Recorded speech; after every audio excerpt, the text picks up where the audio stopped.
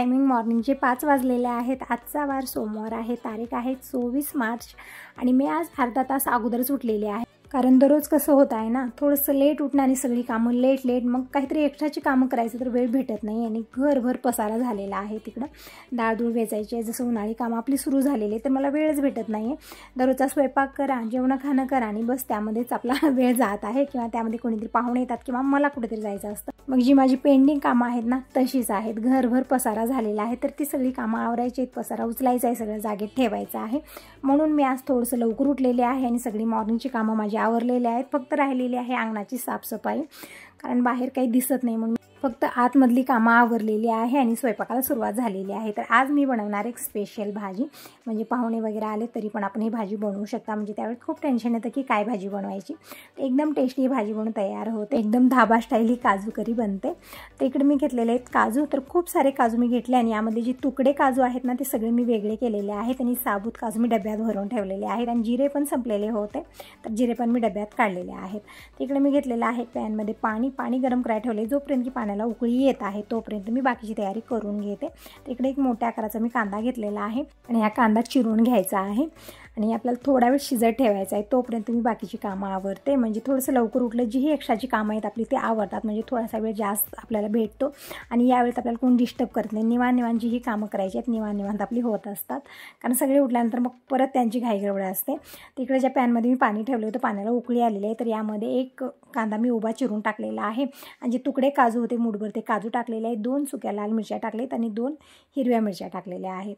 तर हे थोडा वेळ आपल्याला शिजवून घ्यायचं आहे, तोपर्यंत मी बाकीची तयारी करून घेते। तर अगोदर तर मी इकडे पीठ मळत आहे नान बनवण्यासाठी, म्हणजे जसं आपण चपातीचं पीठ मळतो ना तशाच पद्धतीने मळायचं आहे, फक्त यामध्ये मी थोडासा मैदा ॲड केलेला आहे।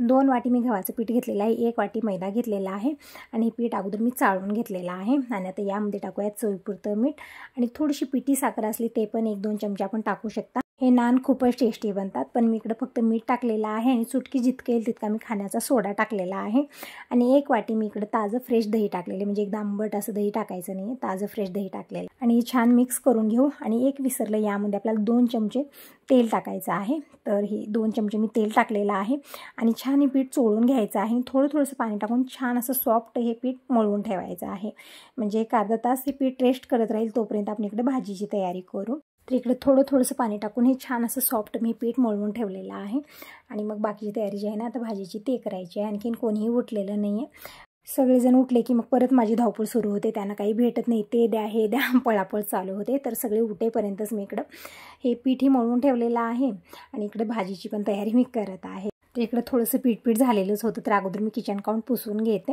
आणि इकडे जी कांदा काजू मी शिजत ठेवले ते पण शिजलेले, तर ते अगोदर मी काढून घेते चाळणीतनं आणि इकडं यांचा आवरलेला आहे। तर अगोदर यांच्यासाठी चहा बनवते, म्हणजे यांचा आवरून देते, हे गॅरेजला जातील, मग त्यानंतर दिनेशचं असतं, नंतर बाबांचं असतं, तर एक ही कामं आपली असतात, सगळ्यांचं आवरायचं असतं। पण आता जी भाजी आहे त्याची तयारी मी अगोदर करून घेते।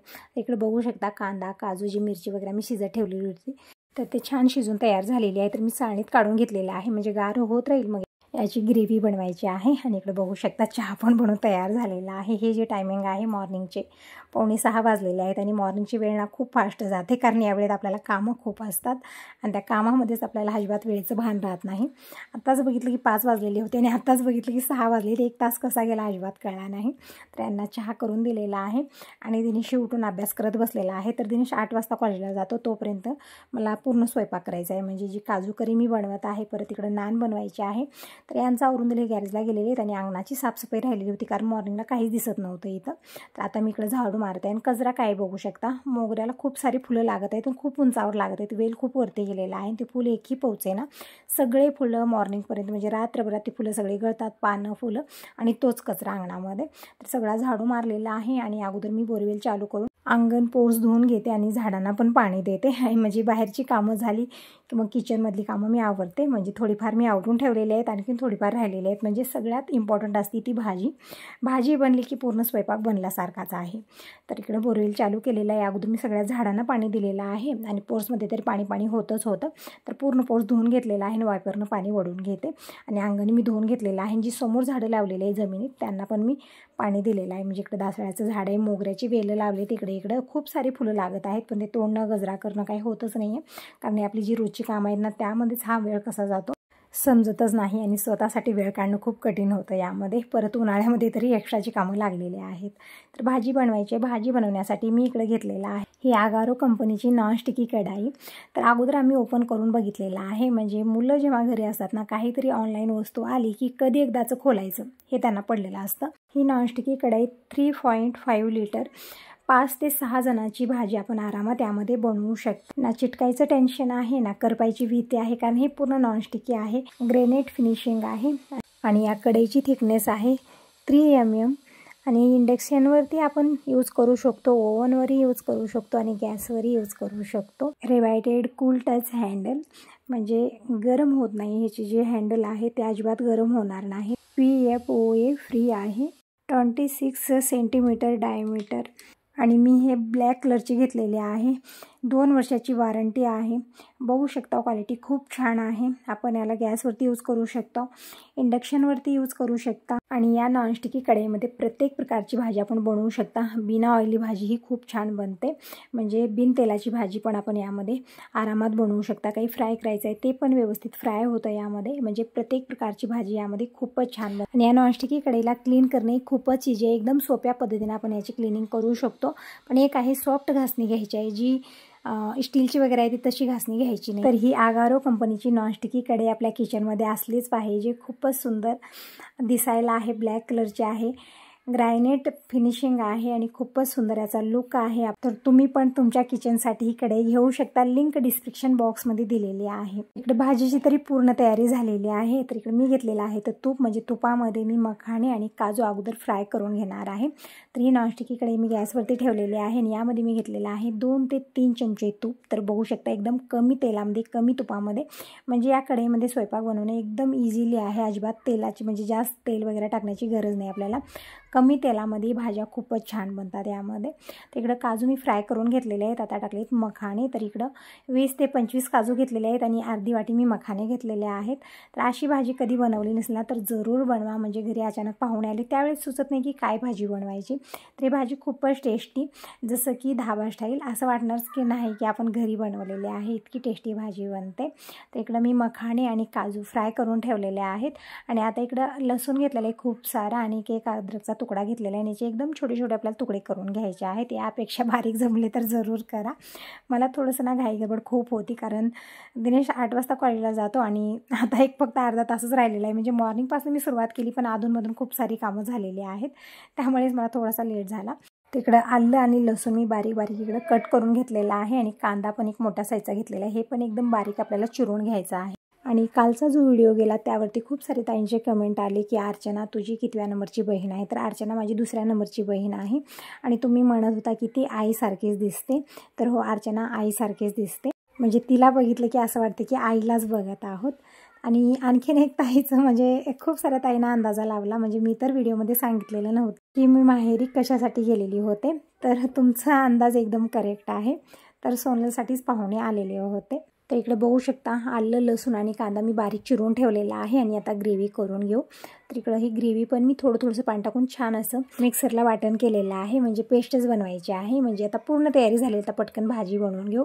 तर या नॉनस्टिकी कढईमध्ये मी आणखीन 2 चमचे तूप घेतलेलं आहे आणि अर्धा चमचा जिरं टाकलेलं आहे. जिरं छान तडतडलं की यामध्ये लसूण आणि अद्रक टाकलेला आहे. छान परतून घ्यायचा आहे. हलकासा कलर याचा चेंज होऊ लागला की यामध्ये बारीक चिरलेला कांदा टाकायचा आहे आणि परतून घ्यायचा आहे. म्हणजे हा मसाला छान झाला की भाजी खूपच छान आणि टेस्टी बनून तयार होते.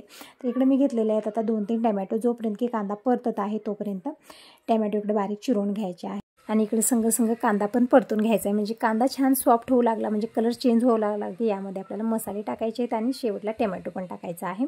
तिकडे टमॅटो मी चिरून घेतले, म्हणजे मीडियम साईजचे मी 3 टमॅटो इकडे घेतलेले आहेत आणि सगळे बारीक बारीक मी चिरून ठेवलेले आहे. इकडे बघू शकता कांदा पण छान इकडं कलर चेंज झाले, म्हणजे छान सॉफ्ट झालेला आहे. हलकासा गोल्डन ब्राऊन कलर आलेला आहे. आता टाकूया यामध्ये सुके मसाले. सुक्या मसाल्यामध्ये 1 चमचा धना पावडर टाकलेला आहे, अर्धा चमचा हळदी पावडर टाकलेली आहे, अर्धा चमचा जिरा पावडर टाकलेला आहे, 1 ते 1.5 चमचा लाल मिरची पावडर टाकलेली आहे आणि परतून घेऊया. हे मसाले व्यवस्थित परतून घ्यायचे आहेत आणि सुके मसाले खूप लवकर जळायला लागतात, म्हणून मी इकडे टाकले थोडंसं पाणी टाकून हे मसाले छान भाजून घ्यायचे आहेत.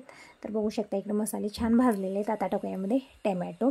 तिकडे टमॅटो टाकून थोडा वेळ परतून घेऊ आणि यामध्ये टाकूया चवीपुरतं मीठ. मीठ टाकल्याने टमॅटो खूप लवकर विरघळला जातो. तर मीठ टाकून मी परतून घेतलेलं आहे आणि झाकून ठेवलेलं आहे, म्हणजे टमॅटो छान सॉफ्ट होतील तोपर्यंत मी बाकीची कामं आवरून घेते. म्हणजे कुकरला भात पण लावायचा आहे आणि इकडे आणखीन एक वेळा मी परतून घेतलेला आहे. तर हा मसाला बनत आहे तोपर्यंत मी इकडे घेतलेला आहे कुकर, म्हणजे जेही मोठे भांडे असतात, कढई असो कुकर असो, किचन काउंटच्या खालच्या कप्यामध्ये मी ठेवलेले असतात.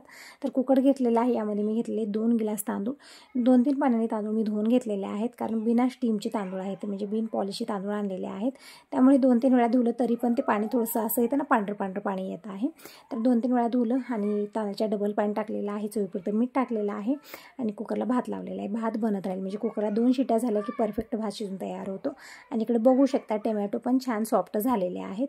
तर आता या प्रोसेसमध्ये आपल्याला यामध्ये टाकायचं आहे ही ग्रेव्ही टाकून छान आपल्याला हे परतून घ्यायचं, छान मिक्स करायचं आहे आणि कमी गॅसवरती आपल्याला व्यवस्थित शिजवून घ्यायचं आहे, जोपर्यंत की याचं तेल सुटत नाही तोपर्यंत. तर इकडे छान मी मिक्स करून घेतलेला आहे आणि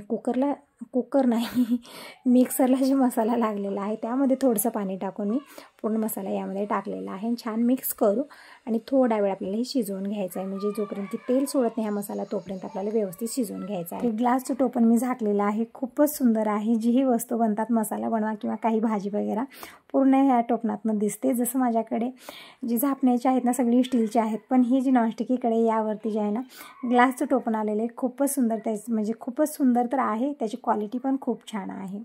तिकडे बघू शकता मसाला छान असा भाजलेला आहे, म्हणजे छान ऑइल सुटेपर्यंत मी भाजून घेतल्यानंतर मी यामध्ये 1 ग्लास पाणी टाकले, म्हणजे पाणी थोडंसं जास्त प्रमाणातच आपल्याला टाकायचं आहे. दिनेश उचलत आहे इथला पसारा, म्हणजे थोडासा पसारा झालेला आहे. जेव्हा आपण भाजी वगैरे बनवतो त्यावेळेस खूप सारे भांडे येते आपण घेत असतो. तर इकडे बघू शकता पाणी टाकून मी एक उकळी काढून घेतली. मग नंतर यामध्ये जी फ्राय केलेली काजू आणि मखाणे होते ते ॲड केलेले आहेत आणि थोडीशी कोथिंबीर टाकलेली आहे आणि 1 चमचा मी कसुरी मेथी हाताने घासून टाकलेली, छान फ्लेवर येतो याचा. आणि 1 चमचा मी ताजं फ्रेश साय टाकलेले आहे आणि छान मिक्स करून घेऊया. बघू शकता भाजीचा कलर बघूनच खावंसं वाटतं ना, म्हणजे दिसायला जितकी छान दिसत आहे ना, खाण्यासाठी तितकीच टेस्टी भाजी बनलेली आहे.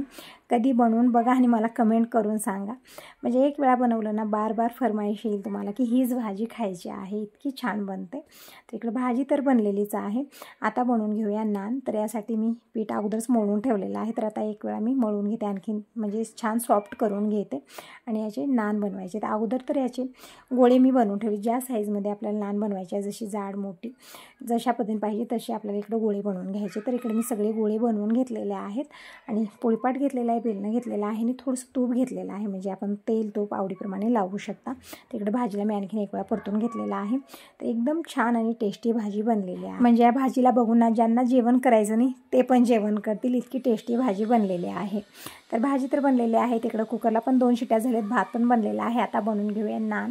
तर इकडे मी गॅसवरती पॅन ठेवलेला आहे आणि वाटीत तूप घेतलेलं आहे आणि एक लाटी बनवून घेतली. लाटीला मी पूर्ण भरून तूप लावलेलं आहे आणि त्याची गोळी बनवून घेतलेली आहे अशा पद्धतीनं.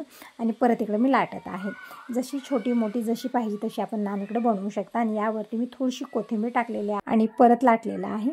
आता टाकूया पॅनवरती. खूपच छान आणि टेस्टी हे नान लागतात आणि फुलतात खूप छान. यामध्ये हे ते आपण काहीच टाकले, फक्त चुटकीभर मी खाण्याचा सोडा टाकलेला आहे, पण खूपच छान हे फुलतात.